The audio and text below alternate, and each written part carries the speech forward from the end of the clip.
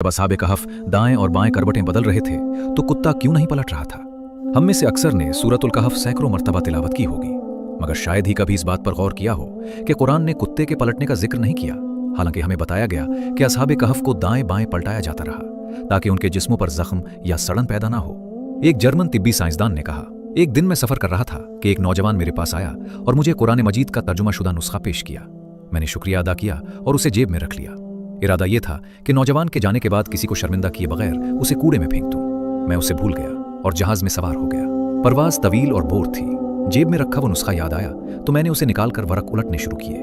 मेरी नज़र सूरतुल कहफ पर पड़ी तो मैंने पढ़ना शुरू किया और 2 आयात ने मेरी तवज्जो अपनी तरफ मबजूल कर ली। अल्लाह ताला फरमाता है, और तुम देखते कि जब सूरज तुलू होता तो उनके गार से दाएं तरफ हट जाता था और जब गुरूब होता तो उनसे बाएं तो तरफ कतराता हुआ निकल जाता था और वो गार के कुशादा हिस्से में थे। ये अल्लाह की निशानियों में से है।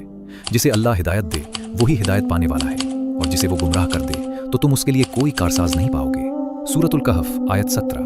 और फिर और तुम ख्याल करते कि वो जाग रहे हैं, हालांकि वो सो रहे थे और हम उन्हें दाएं और बाएं करवट दिलवाते रहे और उनका कुत्ता गार के दहाने पर अपने अगले पांव फैलाए हुए था।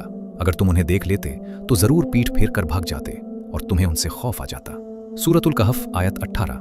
डॉक्टर ने कहा, यह तो समझ में आता है कि उन्हें नींद के दौरान पलटाया जा रहा था ताकि उनके जिस्मों पर जख्म या सड़न न बने, क्योंकि वो लंबे अरसे तक एक ही हालत में थे।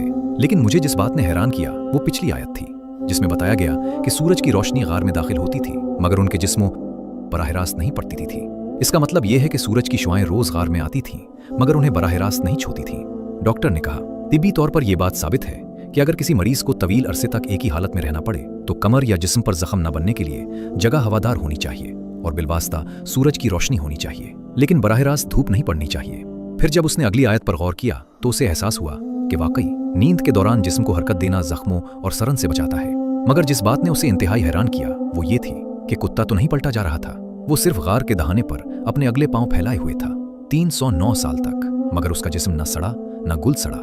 ये बात इस जर्मन डॉक्टर को मजीद तहकीक पर उभार गई। उसने कुत्तों की जिस्मानी बनावट फिजियोलॉजी का मुताला किया और हैरत अंगेज तौर पर दरियाफ्त किया कि कुत्तों की जल्द के नीचे ऐसे गुदूद ग्लैंड्स पाए जाते हैं जो एक खास मादा खारिज करते हैं। ये मादा जिस्म में जख्म या सड़न को पैदा होने से रोकता है जब तक कुत्ता जिंदा हो, खा वो हरकत ना भी करे। इसीलिए असहाबे कहफ का कुत्ता पलटने का मोहताज न था।